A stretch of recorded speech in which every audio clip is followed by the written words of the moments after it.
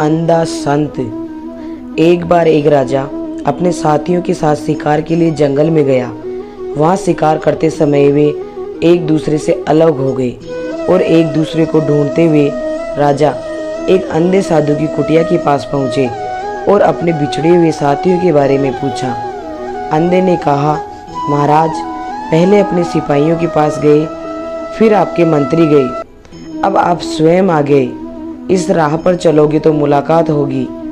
राजा अपने घोड़े पर सवार हुआ और गुरु द्वारा बताए गए मार्ग पर चला और जल्दी अपने साथियों के साथ शामिल हो गया और अंधे व्यक्ति के आदेश के अनुसार एक दूसरे का अनुसरण करने लगा।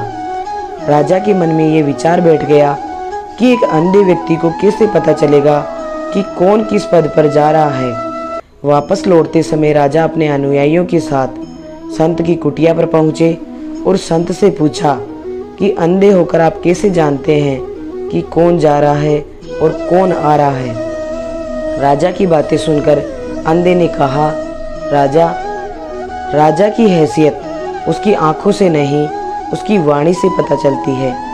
सबसे पहले जब तेरे सिपाही मेरे पास से गुजरे तो उन्होंने मुझसे कहा, हे अंधे, क्या तूने किसी को गुजरते हुए सुना? तो मैं समझ गया कि ये असभ्य लोग निम्न स्तर के सैनिक होंगे। जब आपके मंत्री आए तो उन्होंने पूछा, बाबा जी, यहाँ से कोई गया है क्या? मैं समझ गया कि ये व्यक्ति ऊंचे पद पर है, क्योंकि असभ्य व्यक्ति ऊंचे पद पर नहीं होता। इसलिए मैंने कहा कि सैनिकों के पीछे मंत्री है।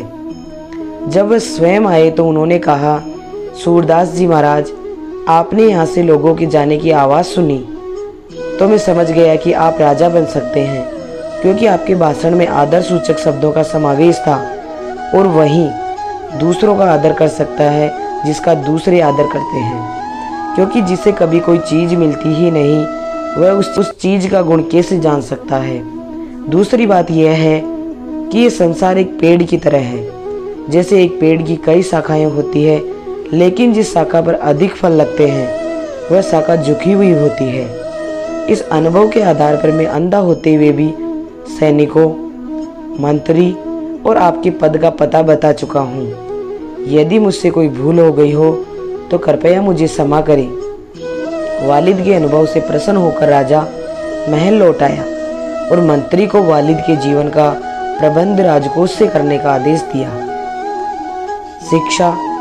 आज हमारे परिवार संस्कार विहीन होते जा रहे हैं। थोड़ा सा पद, पैसा और सम्मान मिलते ही वे दूसरों की उपेक्षा करने लगते हैं, जो ठीक नहीं है।